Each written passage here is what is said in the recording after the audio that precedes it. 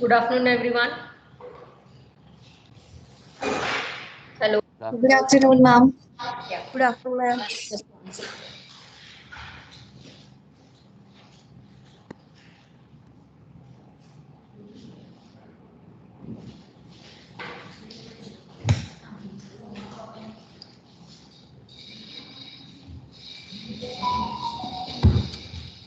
How are you? Sachet, Arun, Aron, Rahul. You got your marks for the MCQ test? No, ma'am. Did you get your score? Okay. We are happy that most of you have scored really well. And someone is leaving here. Sachet, Padumati. Before that, someone has left the class. Okay. Your wish. So we are happy with the way you have performed in biochemistry, but as it was a easy paper, right? Everyone felt they were easy questions, right? How many of you felt they were really tough and you did better, or were they easy? Aditi, was the question paper easy or tough? Aditi D. It was fine, ma'am. It was fine. Right. But not always. The MCQs. So the next IA is going to be tougher because it's will be treated as an IA, right? And you have to have a thorough knowledge of everything. Are you reading well? Are you satisfied with the amount of time you are dedicating for each subject, like in physiology, biochemistry, and anatomy? Or do you think you have to push yourself? Like we know everyone, like online, we are not making a connection, and especially this professional colleges, we need to have more interaction, discussion, and work on the analysis level. But what is happening on online is mainly in one way. Even though in classes you were never so enthusiastic about discussing things, but still it was a kind of connection that we could make with the subject. But online you really have to work on yourself and read one or two textbooks, Alakse or Google on the subject matter. It will tell a lot. And what I found is that I had taken a test on chemistry of proteins, right? I had given some MCQ and I had given some short answers. Don't have that feeling that you are fooling us. Okay, the short answers, most of you had copy pasted Wikipedia, and we have come to know that. But we can't help because you are an adult learner and you cannot be punished. But the punishment is already done. You are punishing yourself by doing so. And this punishment you will realize it in your exit exam. Whom you are punishing, right? Whom were you fooling? That result will be announced 5 years later, right? Who is the loser? You understand that it was not a competition, right? Even though it doesn't license you that in competition you got to cheat, but it was an assessment, it was a self-assessment. But still you took the easy way out. So that is not acceptable. And I'm not going to pinpoint that this person has done, that person has done. Those who have done will know in the heart of their hearts, right, that what you did, and realize that it's not good, right? So today's class is going to be about automation, right? Automation in the form of your topic says it should be an auto analyzer. We are going to discuss here the principle, the working or the functioning of an auto analyzer, and how we are going to have a quality control of the auto analyzer, right?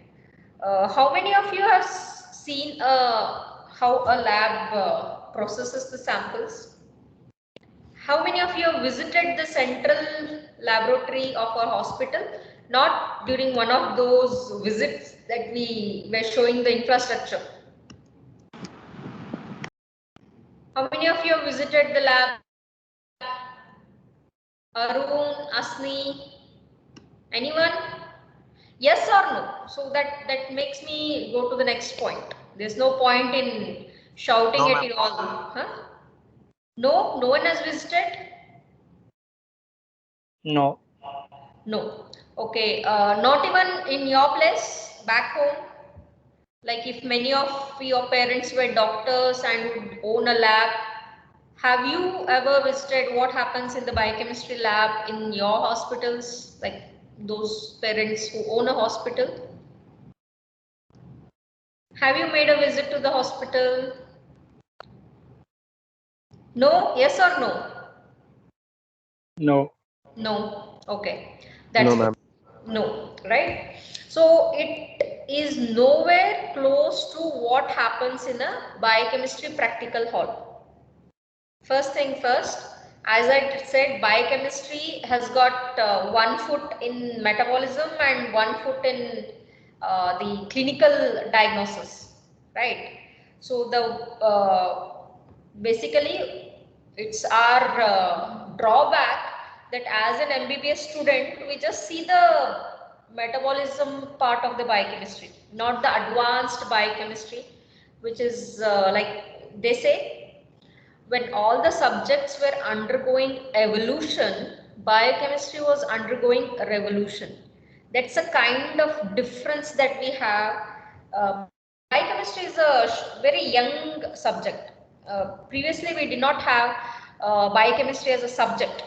Many of you would have been happier to be in that phase, but still, biochemistry is a very young subject which is introduced in the first phase because it's so basic. It's so basic in understanding every other biochemical process that happens in the body. Once you understand the normal, you will understand what's the pathological. But the other part of biochemistry, that is the lab. See, the central laboratory of any hospital is going to have 3 departments. One is the biochemistry department, one is the microbiology department, one is the pathology department. So out of this, microbiology, there are number of tests, but basically they deal with the culture and the sensitivity. That means they culture the microorganisms either in the blood, urine, or they understand what microorganisms are there in your stool sample, in the urine sample, or right in blood culture, and they give the sensitivity of various antibiotics. So that's the department of microbiology to you. Pathology, they do two major sections. One is the cytology and the one is the hematology. In hematology, what they do, they deal with the blood per se, but they deal with other things like they have the automated machines to have your hemoglobin checked, MCV, PCV, that all you read in physiology, right? So all those total counts, differential counts, the lymphocytes, eosinophils, that comes under pathology. The other part, that is the cytology part, what they do is that they cut the sections, like after a surgery or before a surgery in the fine needle aspirate, they see under the microscope and compare with the normal morphology to the pathological morphology. Like all cases of anemia, they coherent anemia, they'll see different types of anemia, aplastic anemia, whether it is aplastic or it is megaloblastic, with all the other things. And then they'll also see with the other kind of cytology like dysplasia. Dysplasia is the first step before cancer, right? All types of cancers. So all this comes under cytology. But the major chunk of the investigations that you see with the patient belongs to biochemistry. That means we deal with the basic like liver function test, thyroid function test, renal function test, and all these enzymes, hormones, whatever you see the assay, they come under biochemistry. Got an idea of what the lab has? Right? Can I ask Shrishti Biradar the sections of a central laboratory? How many sections are there, Shrishti?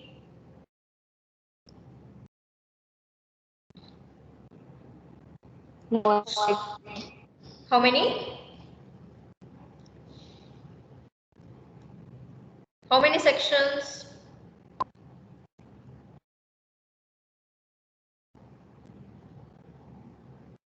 So you are not getting what I'm telling. Mubin, how many sections in central laboratory? How many? 3 sections. What are those?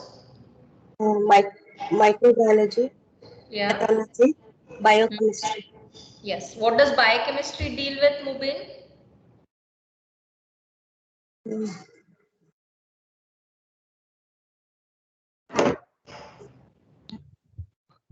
Yeah.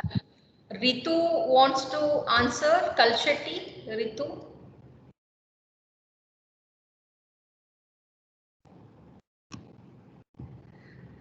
Wish you were more vocal, folks. It's very sad. Okay, now you understood what are the things that we do in biochemistry. Are the different tests which we either deal with the whole blood, we either deal with the serum, or we deal with the heparinized sample. So what back in biochemistry, now you have all their demo. I mean, sadly, otherwise you would have performed 1 or 2 tests, right? So what I wanted to tell was, when in practical hall, we would have given you estimation of total protein, right, by biuret method. We would have estimated the total proteins, albumin, and the AG ratio, right? So this is just a part of the liver function test. So the total proteins, albumin, and AG ratio is a one test in one of the 8 parameters of the liver function test. That is in assessing the liver function. That would have taken you 1 hour just to estimate the serum total proteins and albumin. That was a manual method. But once in a lab, like Shri B.M. Patil Medical College Hospital has got 1,100 beds, right? If we take around 30 to 40% of bed occupancy at any given day, so we would have around 400 to 500 patients. And each patient, the doctor would like to know what is this hemoglobin. These are the routine tests, like what is this serum urea, blood creatinine, right? So minimum of around 10 to 15 tests for one sample, and that too, one half of the test will go to microbiology, half of the test, few tests will go to the pathology, and few tests remains with the biochemistry. And as a biochemist, if I take 1 hour for one parameter, you would have understood the frustration that the consultant would be going through, or the patient would be going through. So what is the answer for all this? So we are not going to do manually. No test is done manually in present times, right? So there are machines to deal with, right? So what are those machines? Those are the depending upon the sophistication and the money that a hospital puts in for its automation of the lab, we have different machines, right? Auto analyzer is one of them, right? Auto analyzer, again, the auto analyzers are of auto analyzer for chemistry, blood chemistry, auto analyzer for hormone chemistry, or we have auto analyzers for immunoassays. So when you enter a lab, first what you see is that there are stations right? The first station is going to be your centrifugation. What is the centrifugation? Here, the sample is centrifuged, the blood sample is centrifuged to separate the serum, right? And all the biochemical tests, most of them are on the serum. So, a patient sample is sent to the central laboratory. Here, it is labeled. Labeled with what? It is labeled with the patient's name, it's his age, his or her age, and we give a unique ID. Which is either of the OPD basis, that is the outpatient department, OP number, or an IP number if they are admitted in the patient, right? So this is to recognize whose sample it is, because, right? Because the same name, we can have 2 or 3 patients, right? With different diseases. So we have to give a unique number to each of the sample, and this sample is divided, like if the person has got number of tests in the pathology, they will be given that the sample will be sent accordingly to all the 3 departments along with the requisition form. What are these requisition forms? You have seen, I'll tell you a scenario, like patient has come, the doctor has seen him, took his history, examined him clinically, like few examination like his respiratory rate, heart rate, blood pressure, or per abdomen, you will see in the second phase. So they have examined him clinically, and they come down to 1 or 3, what we call it as probable diagnosis, and then to confirm this probable diagnosis, they write few of the tests. That is, he requests certain tests on the patient sample.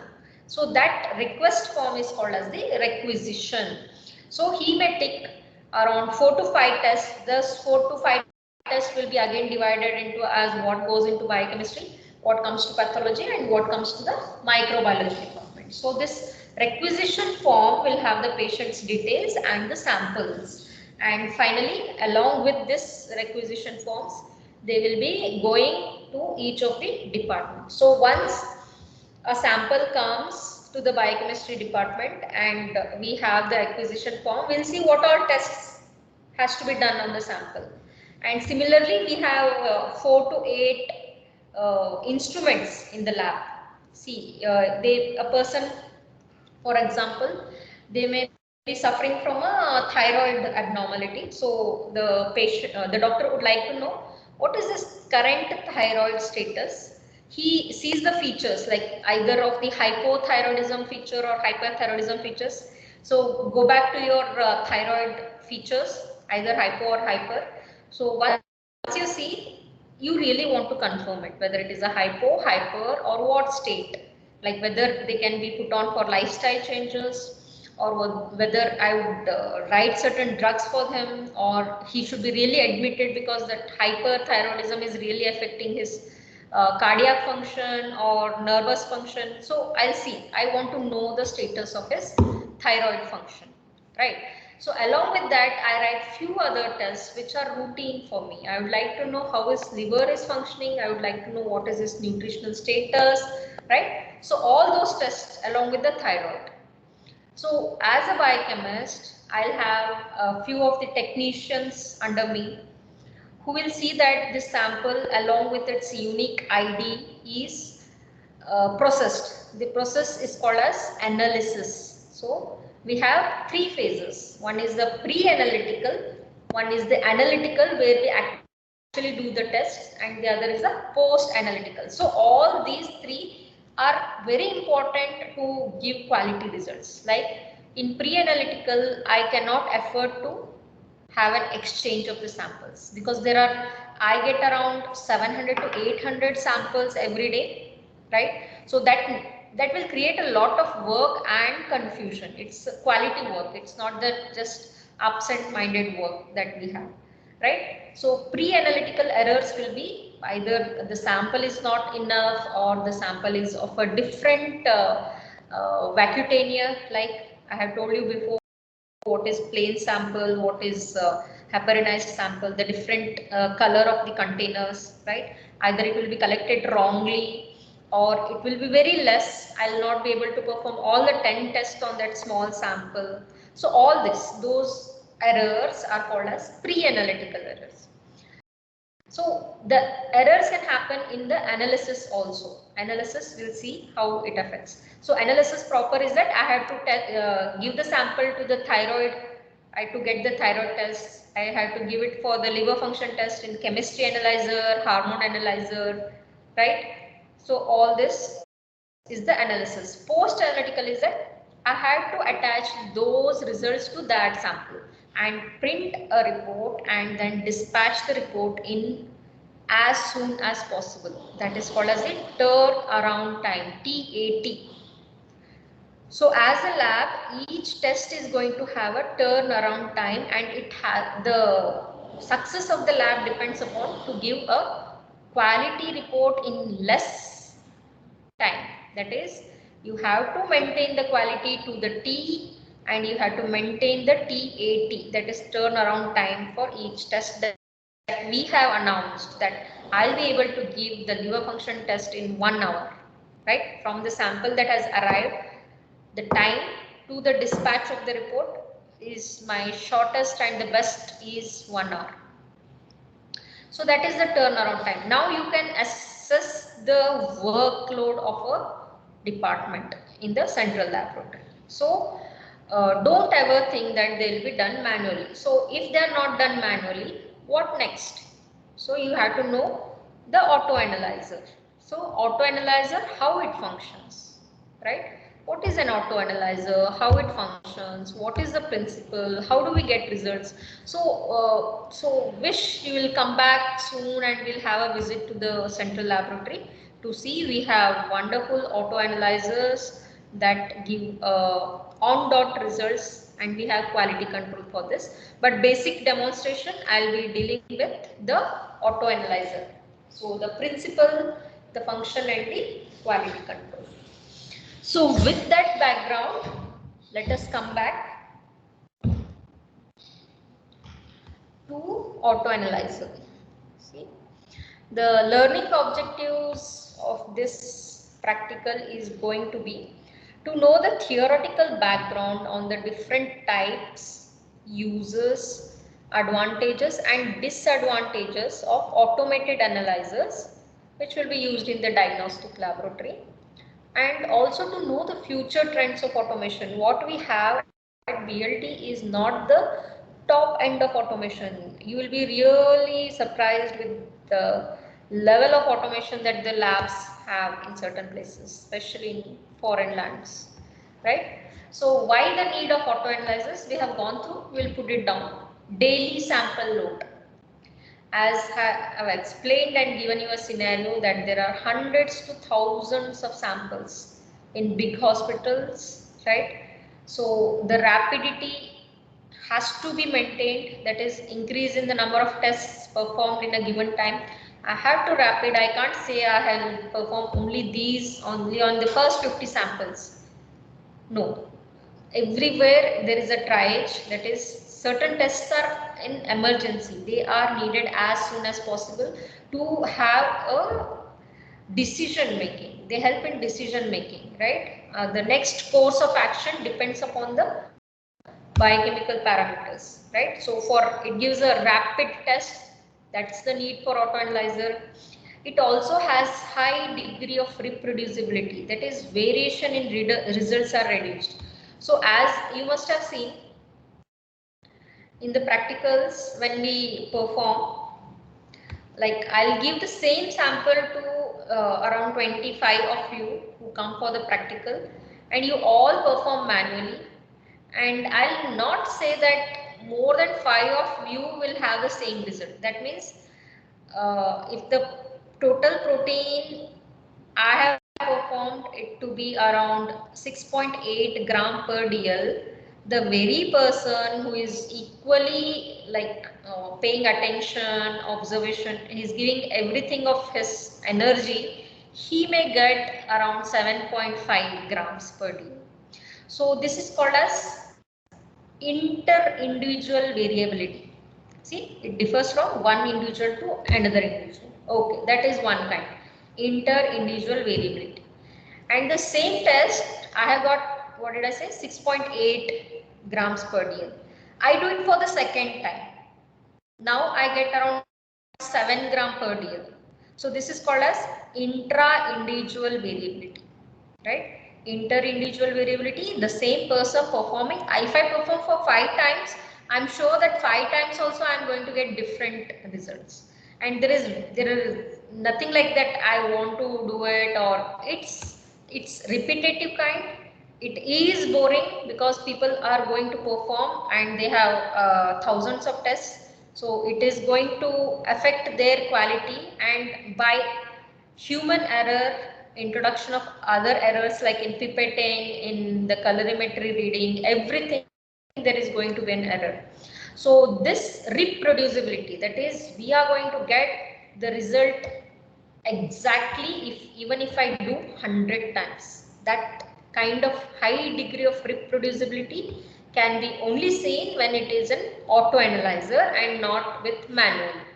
Okay, and also better quality control can be achieved because the human error is reduced. And also when I'm using the auto analyzers, I'll require a very tiny amount of sample, that is in microliters, right? I can perform a whole of the thyroid function test in just around 50 to 100 microliters of sample, and the amount of reagents that I'll be using is also reduced. So the small sample will also suffice, and also the cost of the test will be reduced when using an auto analyzer.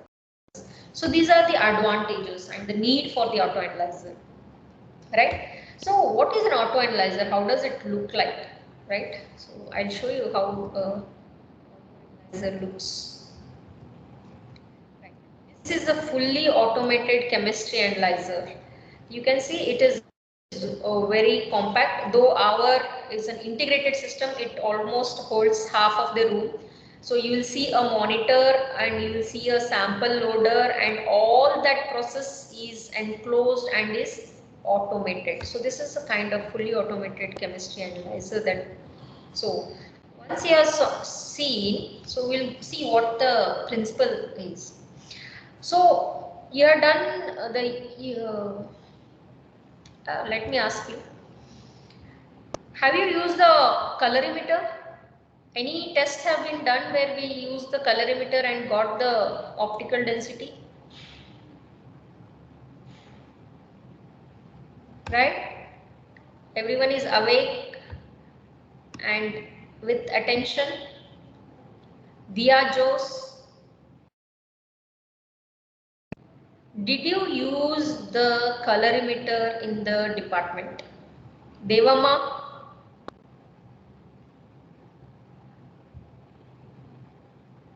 Arjun, all of you slept or what? Logged in and are sleeping? Akshata,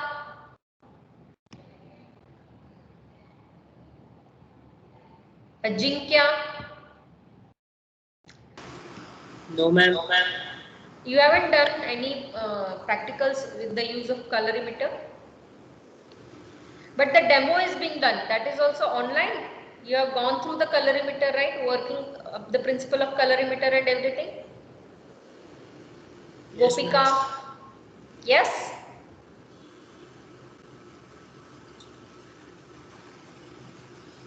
Do you know the working and the principle of colorimeter? Yes?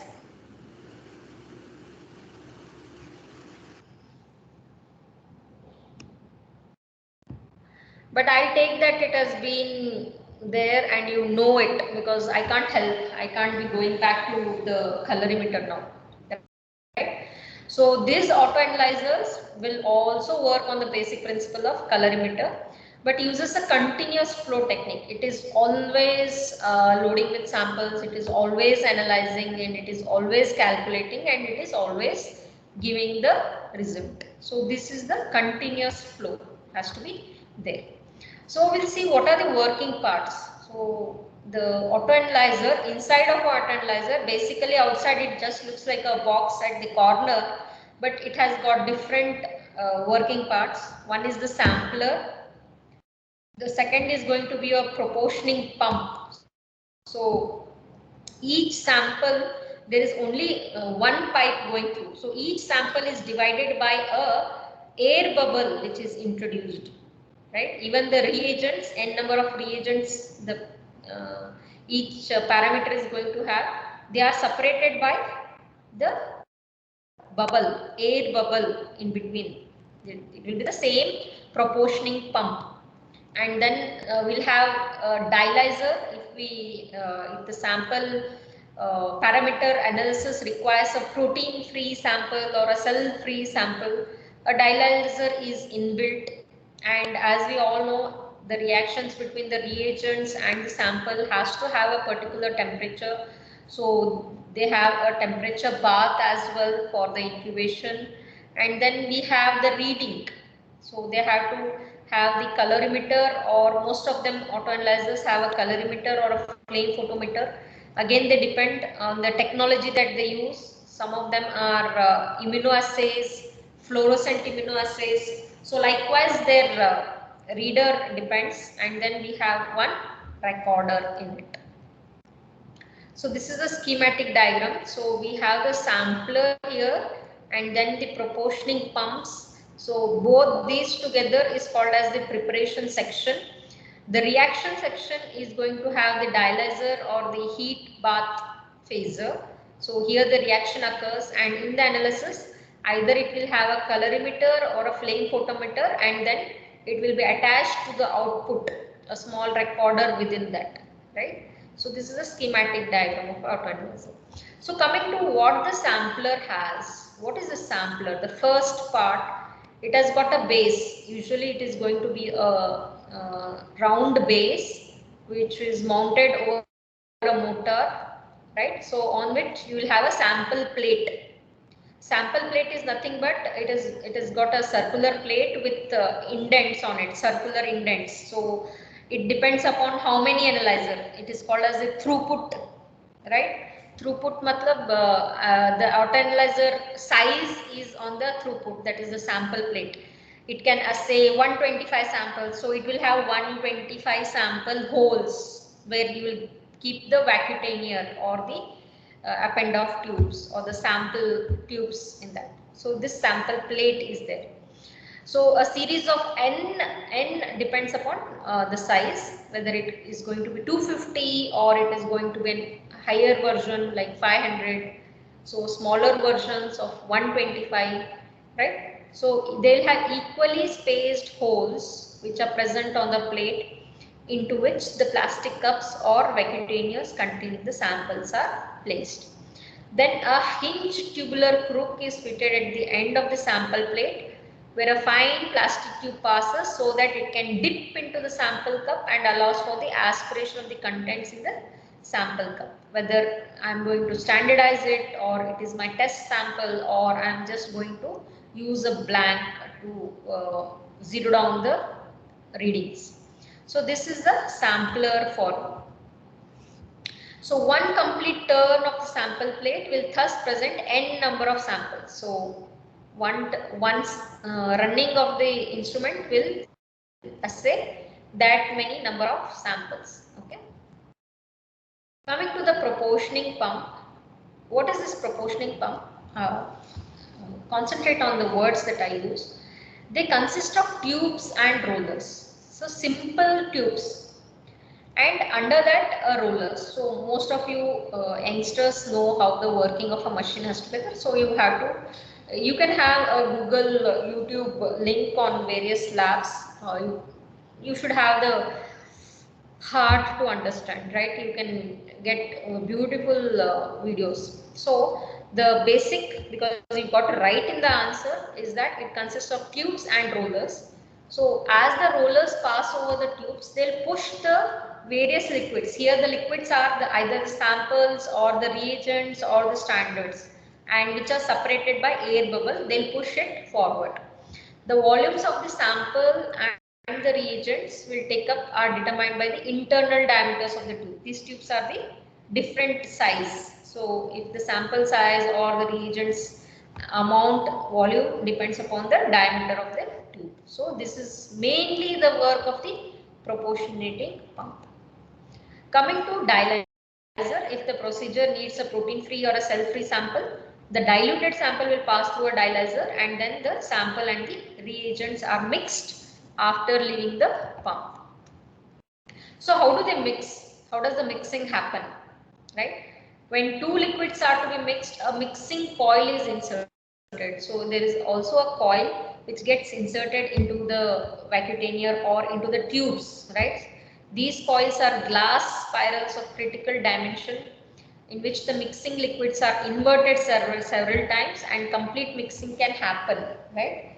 So the mixing liquids will be thrown in, out, so that the complete mixing can happen. Coming to the heating bath, because they have to maintain the temperature for the reaction to occur. So an immersion heater which is thermostatically controlled will maintain the temperature which is needed. Coming to the reading what happens is through colorimeter. The reagent and the sample stream then passes through the colorimeter through which the Beer-Lambert's law calculates the quantity of the parameter. And here I would like to know what is Beer-Lambert's law from you all. How many of you would volunteer to state the Beer-Lambert's law?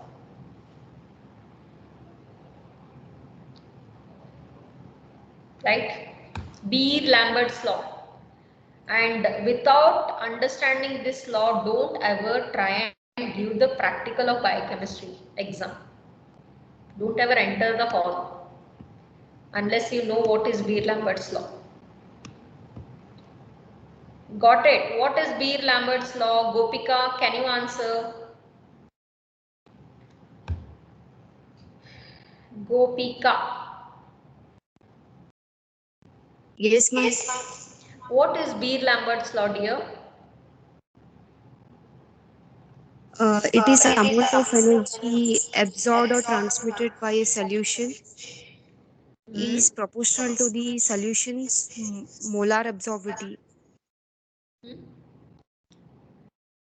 Good try, but I am not satisfied with the answer. Shreya, can you answer? Can you try and add to what Gopika has stated? Gurupad Gaud.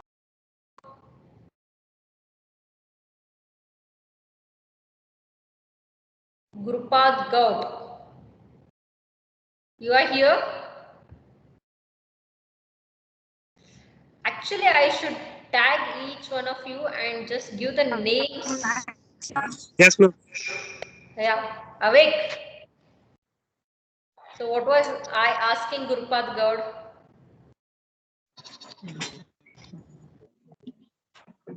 What was I asking? क्या पूछ रही थी?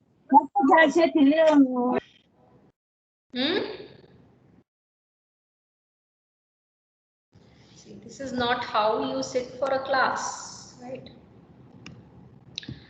So okay, it's up to you what you do. So I knew that this is going to happen and you hardly pay attention to what I speak. So I put it on the PowerPoint. So we have two laws which help us to use the colorimeter.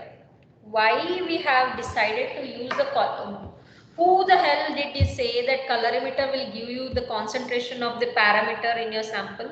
Nobody said that because it wasn't invented. Before invention, what they found, the researchers had given in the form of laws. One was Beer and the other was Lambert, right? So together when we combine these laws, we get the use of the colorimeter. We get to use the colorimeter based upon these laws, that is the Beer's law and the Lambert's law.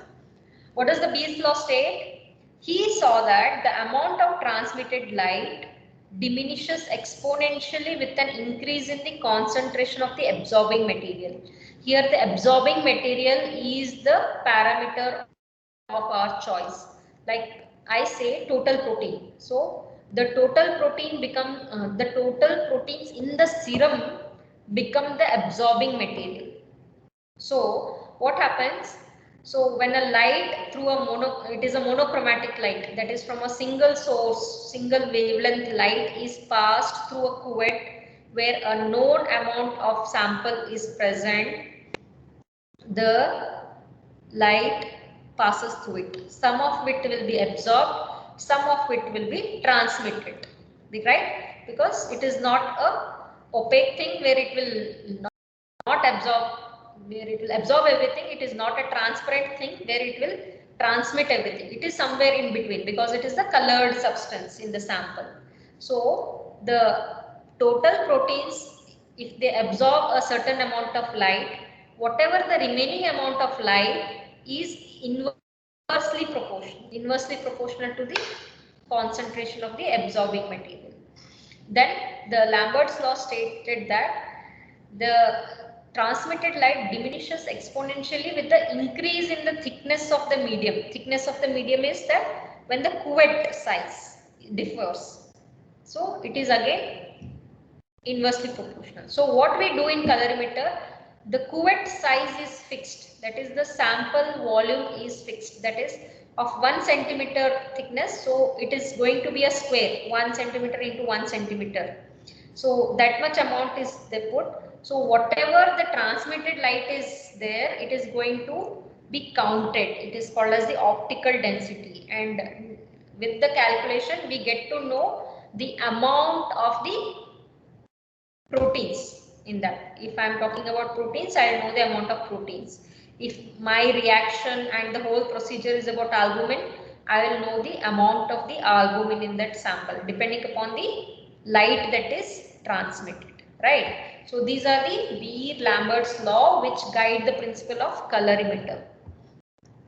Combining the above two, the Beer-Lambert's law states that when the light source and the medium is constant, here the light source is going to be a tungsten blue lamp in the autoanalyzer and the medium is the cuvette. The amount of the light transmitted is directly proportional to the amount or the concentration of the parameter of interest in the medium. That is, if the procedure is of the protein, it will tell you the concentration of the protein or of all the parameters as such. Right? So this is the fully automated chemistry analyzer that you would all see when it is assembled. And coming to, now we know the working and the working machines that are fitted inside the autoanalyzer. So we have different kinds of autoanalyzers. I'll classify according to the degree of automation. I may have automatic, that is fully automatic, or semi-automatic. According to the way the reagents and samples are transported, or if it could be a discrete. So there are discrete analyzers, there are continuous analyzers, and there are robotics, which is an advanced state. Right? According to the number of analytes per sample, it could be a 1-parameter analyzer or a multi-parameter analyzer. So this is at the first I had given you, so a revision of that. What happens in a lab where automated analyzers are used? Here the sample preparation and identification step. Here the sample must be centrifuged, transferred in an analyzer cup urgently to avoid the delay in the testing process. This sample could be whole blood, serum or plasma. They must be properly identified and located in the analyzers throughout the test, right? So the advanced system is the barcoding. You see in your supermarkets, right? They don't have a thing, they have a barcode on each of the items. So once they do that, they'll get the details. So similarly, the patient samples are given an input and they'll generate a barcode, and that barcode is attached to the test tubes or the vacuum. The label is affixed to the primary collection tube, so it will contain the patient's demographics, that is their age, sex or address, and also includes the test results. It's again tailor-made or customized.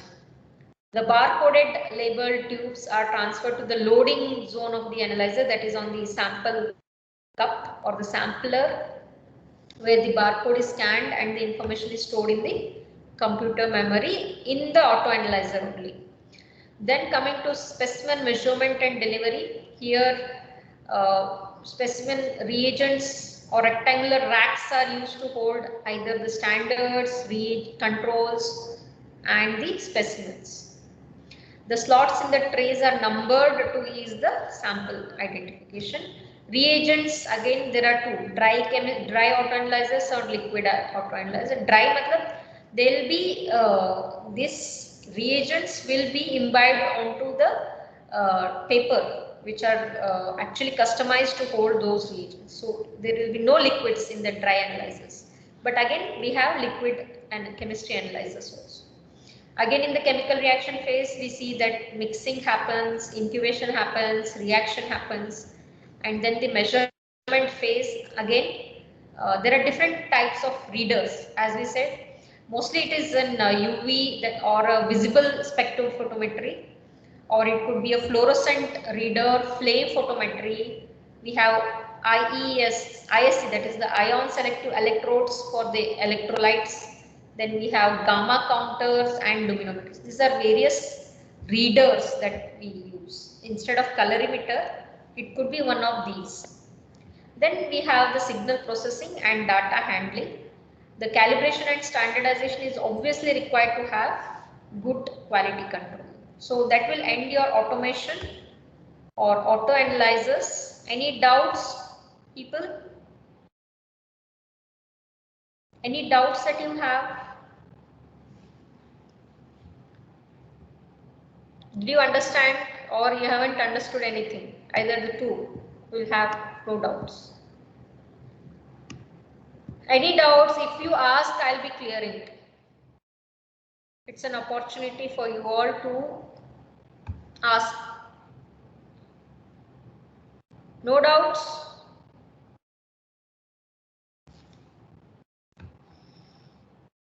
Rahul M. Joseph, are you here and awake?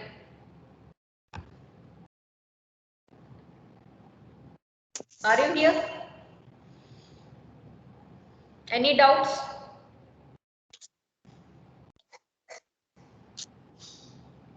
Do you have any doubts? Okay, I'll close the session. So I hope you go and read. You have your practical book with you, and most of the textbooks also given an automation, few things about automation or auto analyzers. I wish you go and read and understand better. So immediately if you read, you will get to know the connection. Okay, take care and goodbye. I'll be stopping the class, right? Thank you, ma'am. Take care. Thank you, ma'am. Thank you, ma'am.